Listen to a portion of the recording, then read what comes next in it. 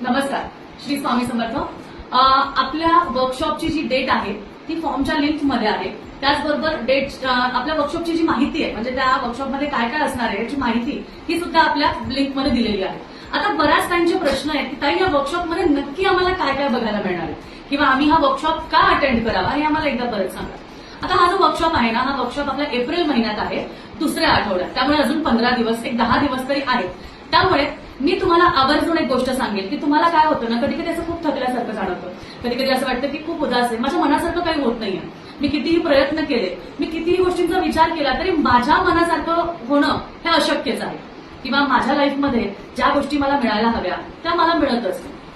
नातेसंबंध, लोक माझ्याशी नीट वागत नाही किंवा मला सदैव दुःखच मिळतं.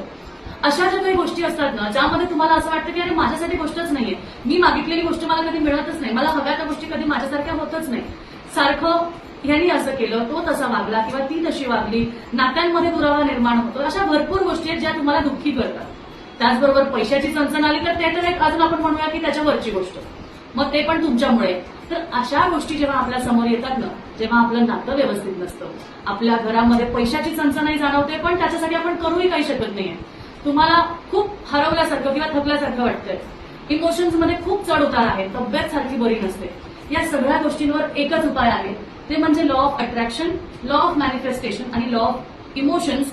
या लॉ पासून किंवा या सिद्धांतापासून आपल्या मनाला स्थिर कसं ठेवायचं, आपल्या विचारांना स्थिर कसं ठेवायचं, आपल्याकडे एखादं काम, एखादी संधी, एखाद्या चांगल्या गोष्टी कशा आकर्षित करायच्या आणि त्याचबरोबर सगळ्यात महत्वाचं या सगळ्या गोष्टी बाजूला ठेवून स्वतः आनंदी कसं राहायचं, आपण स्वतः कसं जगायचं, स्वतः आनंद कसा द्यायचा, कोणाबद्दलही विचार करायचा नाही, पण विचार करायचा नाही हा एक भाग नाहीये, पण स्वतः कसं चांगलं जगायचं आणि दुसऱ्यांनाही त्या पद्धतीने आपण आपला आनंद द्यायचा. यामुळे काय होणार आहे ना, तुम्हाला चांगल्या गोष्टींचा विचार करण्याला एक ध्येय मिळणार आहे की कसं करायचंय. त्यामुळे तुम्ही पण अजूनही वाट बघताय, विचार करताय तर ते आत्ताच थांबवा. एक काहीतरी स्वतःचं आयुष्य नव्याने जगायचं असेल तर हा सेशन तुम्ही नक्की अटेंड करा.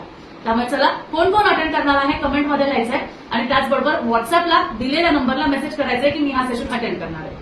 धन्यवाद. श्री स्वामी समर्थ.